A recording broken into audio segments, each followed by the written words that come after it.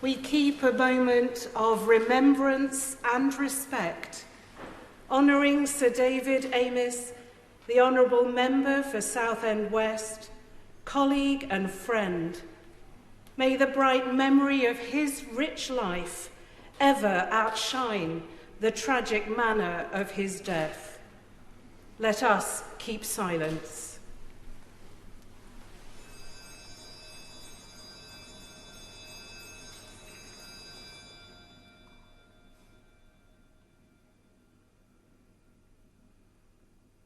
The passing of 72 hours has done little to numb the shock and sadness we all felt when we heard of the tragic and senseless death of Sir David Amess. This House has lost a steadfast servant, we've lost a dear friend and colleague, and Julia and her children have lost a loving husband and devoted father. Nothing I or anyone else can say will lessen the pain, the grief, the anger they must feel at this darkest of times. Sir David was taken from us in a contemptible act of violence, striking at the core of what it is to be a member of this House and violating the sanctity both of the church in which he was killed and the constituency surgery that is so essential to our representative democracy.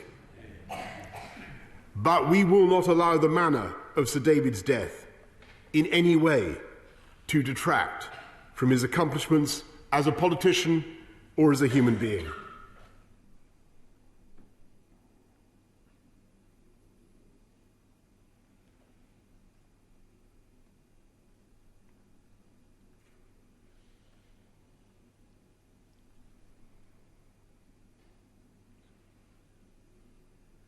As it is only a short time since Sir David last put that very case to me in this chamber, I am happy to announce that Her Majesty has agreed that Southend will be accorded the city status it so clearly deserves.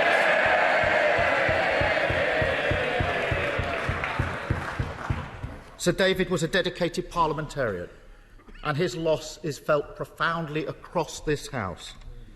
We are united in our grief at this terrible time. We are thinking of David and his family. We are thinking, once again, of our dear friend Joe Cox, who was killed just 5 short years ago. And I know that honourable members and their staff will have spent the weekend worrying about their own safety. The emotion is the same across the House. But I remember just how acutely Joe's loss was felt on these benches. So today, on behalf of the entire Labour Party, I want to lean across, to reach across, and to acknowledge the pain that's felt on the opposite benches, and I do. Yeah. Of course our differences matter. After all, that's what democracy is about. But today we're reminded that what we have in common matters far more.